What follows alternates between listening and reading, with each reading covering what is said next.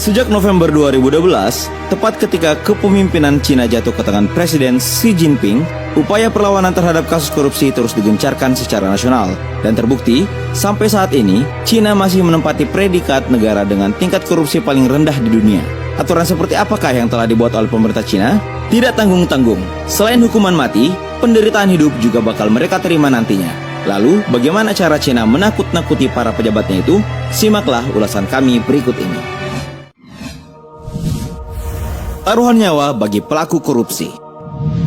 Pernahkah kalian mendengar ini? Bahwasanya negara Cina dikenal dengan kekejamannya dalam menjatuhkan hukuman bagi para pelaku korupsi. Ternyata 3 aturan tersebut dianggap kadang tidak membuat jera para koruptor. Karena itu, hukuman mati sering dipertimbangkan. Meski tampak sangat tidak manusiawi dan melanggar HAM, terbukti bahwa cara tersebut ternyata benar-benar ampuh untuk membuat para koruptor merasa kapok. Pemerintah tidak pernah main-main dengan aturan yang telah dibuatnya. Buktinya, sampai saat ini sudah sangat banyak para koruptor yang mengalami eksekusi mengerikan ini, mulai dari hukuman tembak, eksekusi gantung, hingga cara suntik mati. Menurut data Amnesty International, setidaknya terdapat 4.000 orang yang telah menjalani eksekusi setiap tahunnya. Studi tour ke penjara. Studi tour selalu diidentikan dengan tempat yang menyenangkan. Tapi tahukah kalian, terdapat suatu tradisi studi tour yang cukup mengerikan dari negara tirai bambu ini, yaitu setiap calon pejabat bakal mendapatkan hadiah kunjungan sebelum mereka menjabat. Jika kalian membayangkan bahwa tujuan dari kunjungan ini adalah untuk bersenang-senang, sungguh kalian salah besar. Tak seperti di Indonesia yang melakukan kunjungan ke luar negeri atau ke tempat-tempat wisata, para calon pejabat di Cina justru harus melakukan safari ke penjara. Tentu kalian sudah bisa menebak maksudnya kan? Ya, aturan tersebut diberlakukan wajib agar para calon pejabat tahu bagaimana keadaan para koruptor yang menderita di penjara. Tidak ada fasilitas mewah sama sekali, bahkan perlakuan untuk pelaku korupsi ini sudah seperti narapidana kelas kakap. Kalau sudah begini, dijamin mereka akan berpikir ulang jika hendak mengambil uang negara. Pencabutan jabatan. Jika kalian pikir menjadi pejabat di Cina cukup menyenangkan, harap buang jauh-jauh persepsi tersebut. Di negeri komunis ini, menjadi pejabat berarti harus siap-siap hidup terkekang dengan peraturannya yang sangat ketat dan mengikat. Jangan harap bisa santai-santai atau tiduran saat sidang. Di sana tidak ada istilahnya pejabat melakukan korupsi waktu semacam itu.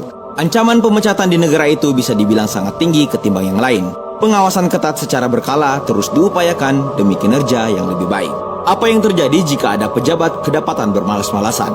Secepat mungkin pemecatan bisa dilakukan dengan mudah. Ini sangat berbeda dengan Indonesia yang kalau pejabatnya ketahuan bermalas-malasan bukannya dipecat, malah makin kaya dibuatnya. Mestinya hal seperti ini patut dicontoh di Indonesia. Dipermalukan. Salah satu cara Cina dalam menghadapi fenomena korupsi yang tidak kalah unik adalah melalui media game online. Siapa yang tidak dibuat malu jika para pejabat yang korup boleh dibunuh dengan senjata, ilmu hitam, atau disiksa melalui suatu permainan melalui layar gawai. Selain itu, nama-nama dan gambar pejabat negara yang korup dipajang dalam sebuah pameran untuk memperlihatkan kepada publik wajah dan integritas mereka. Nah, dengan hukuman seperti itu, bisa ditebak apa yang akan terjadi. Pelaku korupsi mengalami beban moral yang luar biasa, dan dampaknya, mereka yang diduga kuat terlibat korupsi lebih memilih untuk mengakhiri hidupnya melalui jalan bunuh diri. Tidak ada jaminan kaya bagi pejabat.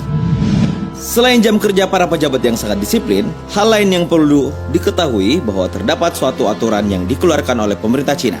Aturan tersebut seolah mempertegas tentang kehidupan para pejabat yang tidak menjamin gaya hidup menyenangkan juga mewah. Apakah kalian pikir jadi pejabat di Cina itu enak? Jawabannya tidak sama sekali. Tidak ada fasilitas super mewah apalagi kelas 5. Yang ada hanya aturan wajib tentang para pejabat yang dilarang untuk melakoni gaya hidup mewah. Tahukah kalian, para pejabat hanya memperoleh upacara pemakaman yang sederhana. Bahkan, pengadaan anggaran juga fasilitas serba dibatasi. Uniknya lagi, para pejabat sangat dilarang untuk bermain golf. Ini karena olahraga bola kecil tersebut selalu diidentikan dengan gaya hidup hedon. Dengan begini, bagaimana mungkin pejabat kita akan memiliki kesempatan untuk melakukan korupsi?